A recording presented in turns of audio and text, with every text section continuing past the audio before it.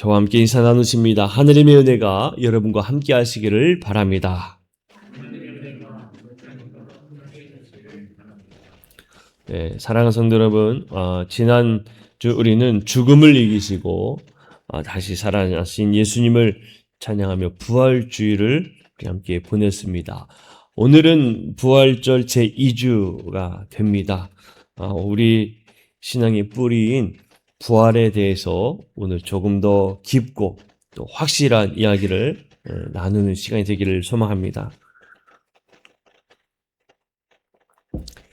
예수는 역사다라는 The Case for Christ라는 이 영화가 있습니다.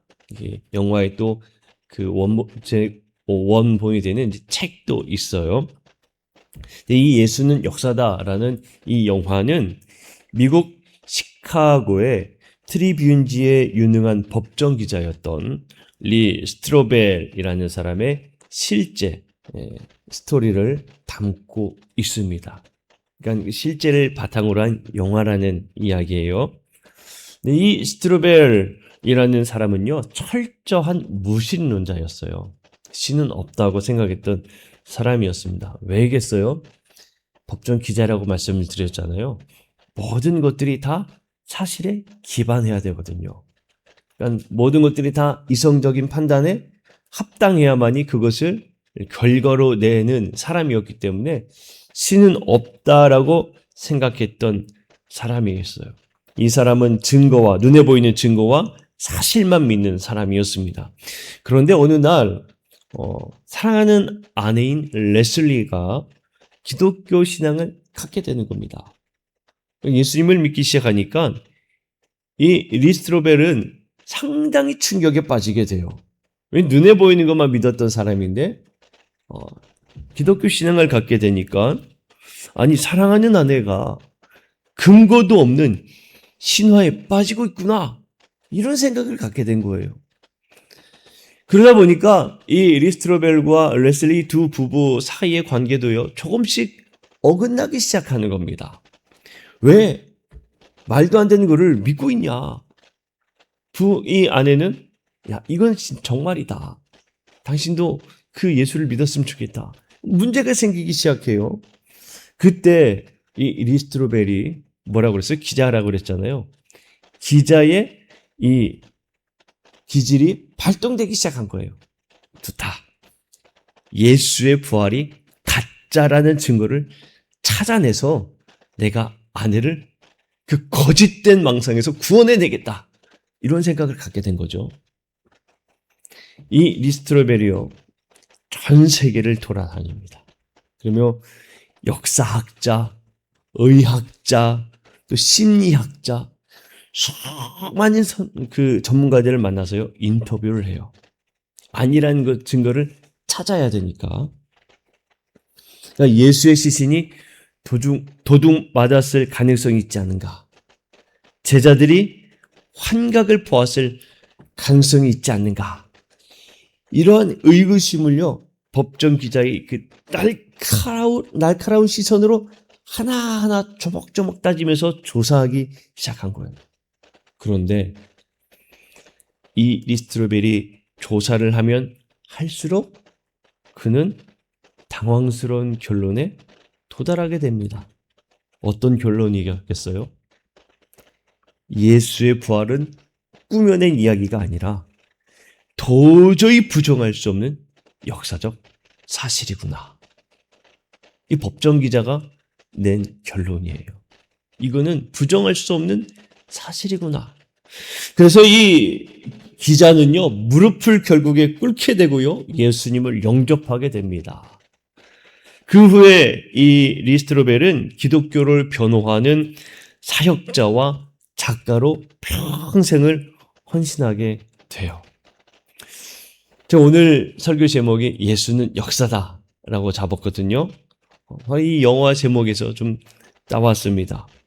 부활이 누군가의 마음속에서만 일어나는 어떤 감정의 변화가 아니라 실제 역사 속에서 일어나는 하느님의 사건이다 라는 것을 오늘 우리가 함께 나누기를 간절히 소망합니다.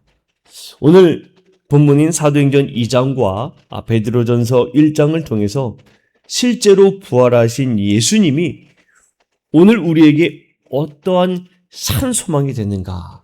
우리는 이것을 함께 나누기를 원해요. 먼저 사도행전 2장을 보게 되면요. 오순절 성령 강림 후에 베드로는 예루살렘의 수많은 사람 앞에서 첫 번째 설교를 하기 시작합니다. 그에게 있어서는 생애 첫 설교가 되는 거예요.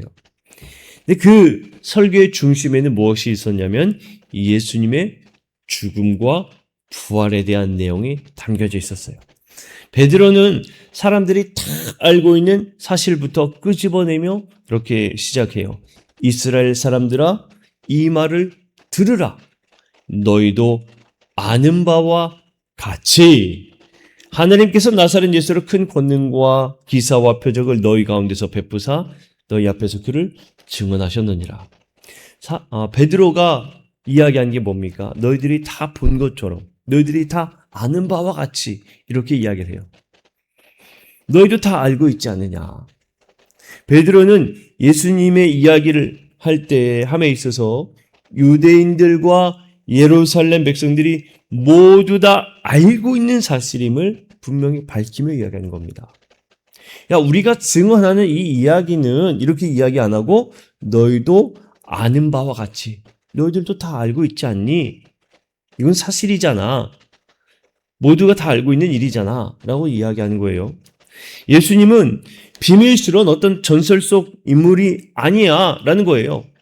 실제 역사 속에 사셨고 많은 사람이 그분의 기적을 보았고 그분의 죽음을 직접 목격했다는 겁니다. 부활의 이야기는 신화가 아니라 현장을 목격한 증인들의 증언이라는 사실을 분명하게 말하고 있는 이 베드로의 첫 시작의 이야기입니다. 베드로가 이렇게 외치죠. 하나님께서 그를 사망의 고통에서 풀어 살리셨으니 이는 그가 사망에 매여 있을 수 없었습니다. 리스트베리 조사 끝에 발견한 게 바로 이거예요. 예수님은 죄가 없으신 하느님의 아들이기 때문에 죄의 결과인 이 사망이란 것이 예수님을 가둘 수가 없었다. 이게 이 사실인 겁니다. 그가 낸 결론이에요.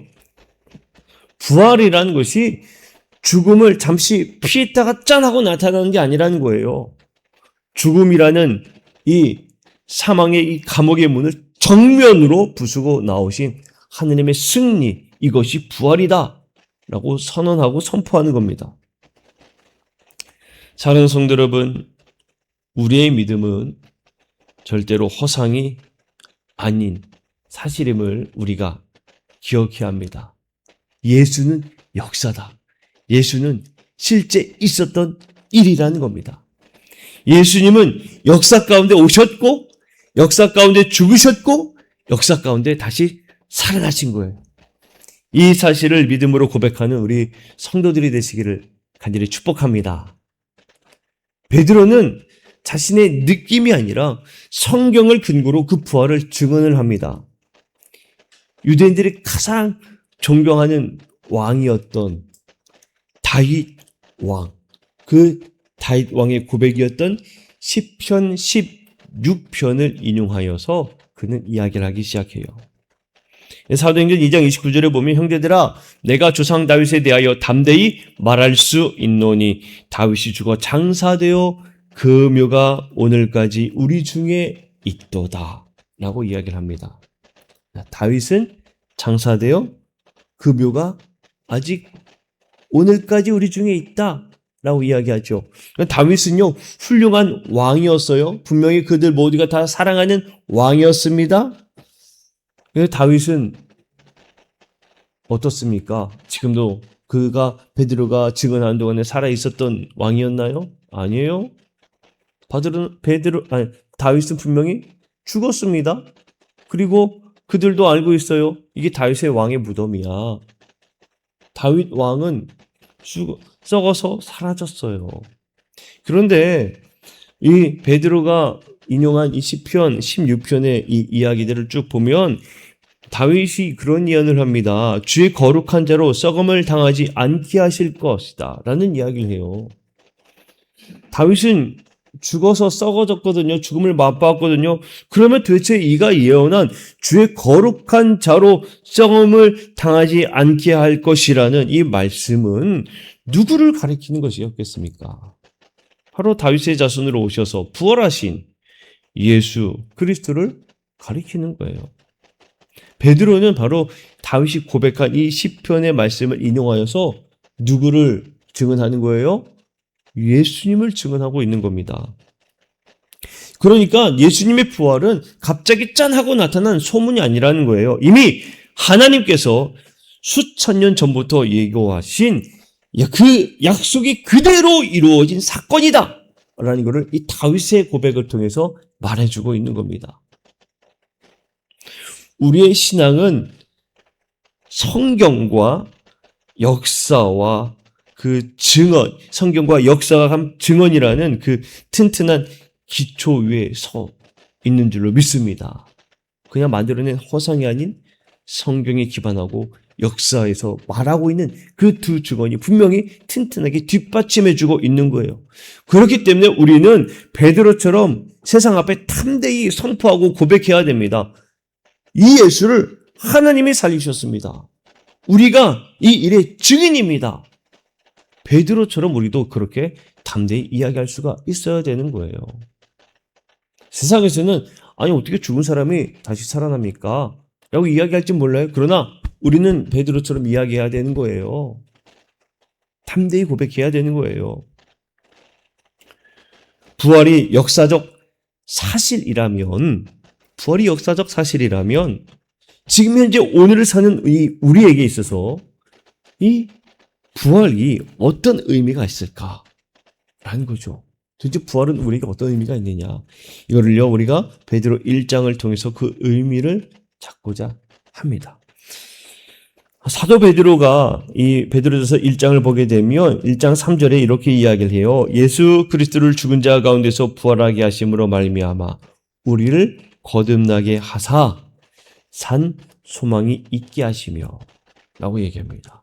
산 소망이라는 표현을 합니다. 산 소망. 베드로는 우리에게 소망이 되었다라고 얘기하지 않고요. 산 소망이라고 얘기했어요. 산 소망.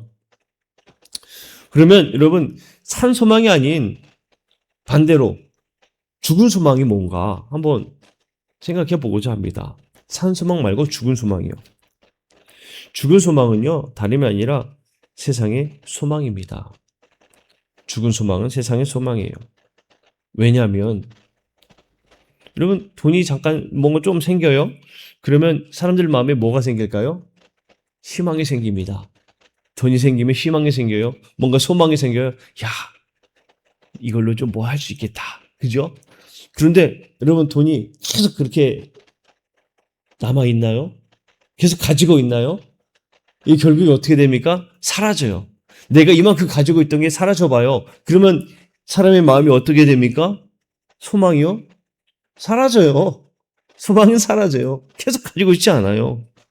건강도 마찬가지입니다. 건강할 때 여러분 우리는 내 가진 건강으로 열심히 살아가요. 근데 건강이 사라지면 여러분 우리 마음에 어떤 마음이 듭니까? 소망도 사라져요. 소망도 사라집니다. 이 희망을 잃지 말라고 그런 이야기를 많이 하잖아요. 건강이 사라졌을 때에 몸이 아프면 소망도 사라지는 거예요. 우리가 소망인 줄 알았던 것들이요. 영원하지가 않아요. 결국에 어떻게 돼요? 다 사라지는 겁니다. 그러니까 이렇게 사라지는 소망은요. 결국에 죽은 소망이에요. 영원히 있지 않거든요. 죽은 소망이에요. 그런데 부활의 소망은 다르다는 거예요.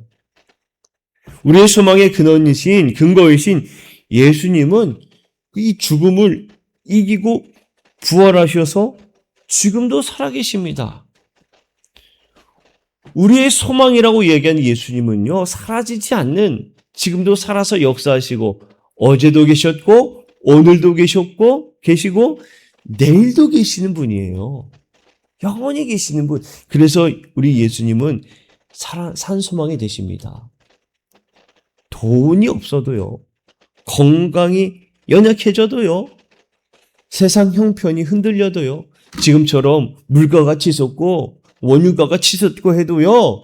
부활하신 주님은 영원히 우리와 함께 하시기 때문에 주님만이 우리의 산 소망이 되는 줄로 믿습니다. 주님만이 우리의 산 소망이 되는 거예요. 하나님은 우리에게 썩지 않고 더럽지 않고 쇠하지 아니하는 유업을 우리에게 예비해 주셨습니다. 세상의 모든 재산과 명예는 시간이 지나면 낡고 사라지게 되어 있습니다. 여러분, 아무리요 처음에 새 차를 산다 해도요 뭐라고 얘기합니까? 처음에 차를 새로 샀다 해도 내가 한번 타는 순간 겉은 멀쩡하고 깨끗하고 아직 비닐이 뜯겨지지 않아도 그 차를 뭐라고 얘기해요? 중고차라고 이야기해요. 계속 새 차라고 이야기하지 않습니다. 내다 놓고 팔려고 해보세요. 이걸 새 차라고 팔아줍니까? 중고차로 이야기해요. 세상의 모든 것들은요, 다 시간이 지나면 낡고 사라지게 되어 있어요. 시간이 흐르면 영원히 그거는 구형이 되는 거예요. 그러나 하늘에 간직된 우리의 유업은 영원히 빛이 난다는 겁니다. 우리가 분명히 알아야 돼요. 그러면 부활신앙이 우리를 이 현실에서 도망치게 하는 거냐? 그냥 헛된 망상을 쫓게 하는 거냐? 아니에요. 부활신앙이라는 것은 우리가 영원한 것에 대한 그 결론을 보게 함으로 인해서 오늘 현재를 살아가고 있는 데 있어서 견딜 수 있는 힘을 주는 것이 부활신앙입니다. 부활신앙. 영원한 것을 보면서 우리는 지금 잠시 있다 사라질 것을 보는 게 아닌 그것에 매어서 연연해서 쓰러지고 넘어지고 낭망하는 그 인생이 아니라 영원한 변함이 없는 하나님의 은혜를 보면서 우리에게 다가오는 모든 것들을 이길 수 있는 힘을 주는 것, 이게 부활신앙이에요. 베드로가요, 성도들에게 현실을 정직하게 이야기해줘요. 여러분, 우리가 부활을 믿는다고 해서 우리 그리스도인들이 부활을 믿는 성도들 아닙니까? 우리가 부활신앙을 갖고 있잖아요. 그렇다고 해서 모든 슬픔이 한순간에 사라지는 게 결코 아닙니다. 성도에게 있어서도요, 여러 가지 시험이 있고요, 성도에게 있어서도요, 걱정, 근심이 찾아옵니다. 우리가 살아오면서 많은 걱정과 근심을 안고 살아가잖아요. 이러한 상황 속에서 베드로가 이렇게 고백을 했어요. 베드로전서 1장 7절에 보면 너희 믿음의 확실함은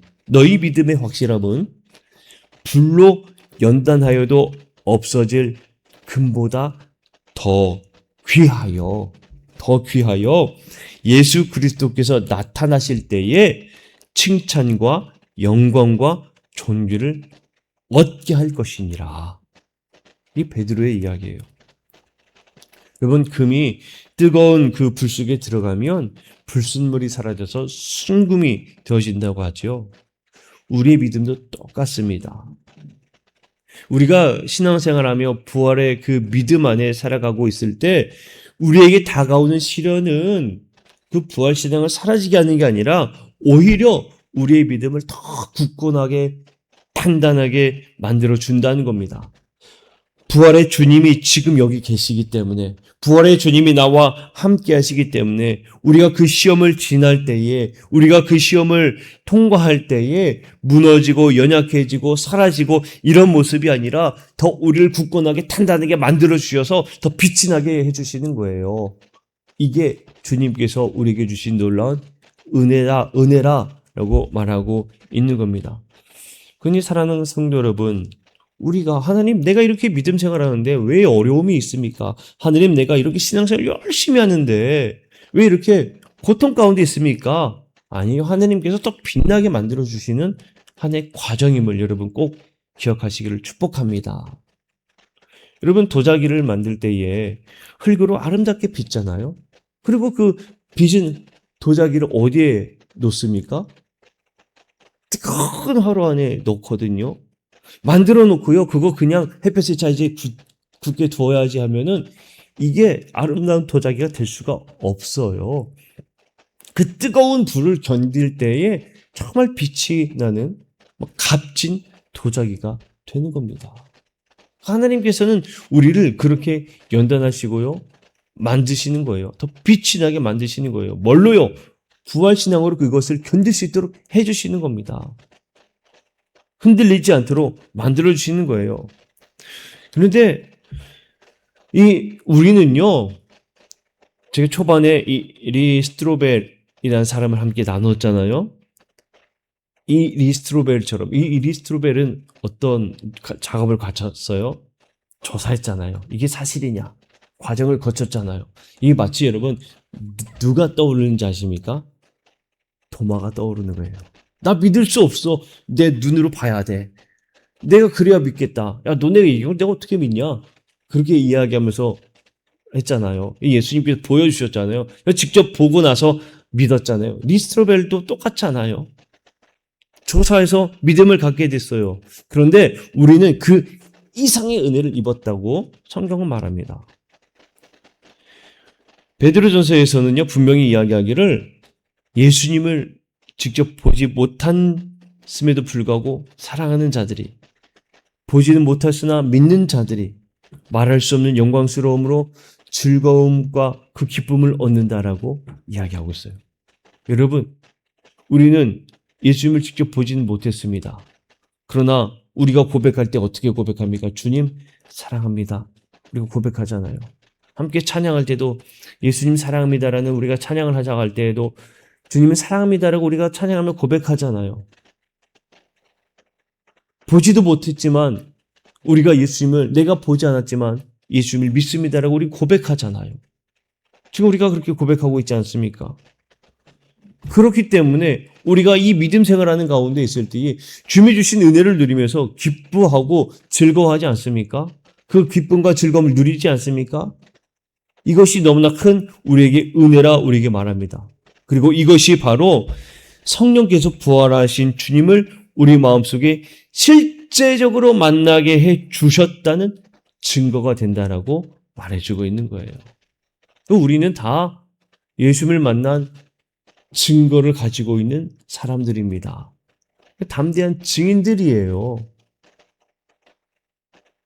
사랑하는 성도 여러분, 이제 말씀을 맺고자 합니다. 여러분, 예수는 역사입니다. 실제예요. 허상이 아닌 실제 있었던 일입니다. 그리고 지금도 그 역사는 이루어지고 있습니다. 이 고백은 2000년 전의 이야기가 아니에요. 오늘 살아가고 있는 여러분들의 삶을 붙들고 있는 놀라운 은혜인 줄로 믿습니다. 예수님이 실제 살아나셨기 때문에 우리의 인생은요, 허물어 끝나지가 않습니다.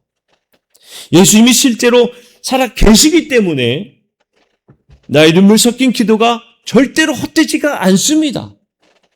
예수님이 실제로 역사의 주인이시기 때문에 교회의 미래와 우리의 영혼은 보장되어 있는 줄로 믿습니다.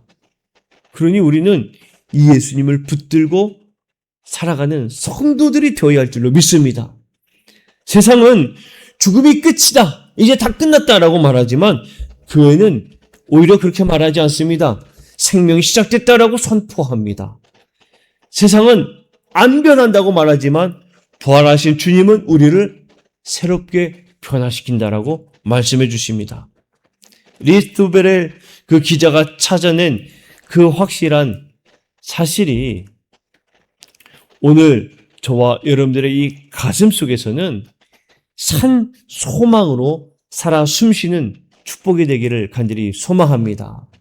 그는 찾아내어 발견하여 그가 증언했지만 우리는 보지 않아도, 만나지 않아도 믿음으로 고백하고 진실로 고백하는, 믿는 그 안에서 기쁨과 즐거움을 누리는, 하느님께서 주시는 그 축복을 누리는 우리 성도들이 되시기를 간절히 축복합니다. 이 한 주간 살아계신 주님과 함께 승리하는 증인의 삶을 살아가는 우리 모든 성도들이 되시기를 주님의 이름으로 간절히 축원합니다. 우리 함께 말씀을 생각하면서 함께 찬양하기를 원합니다.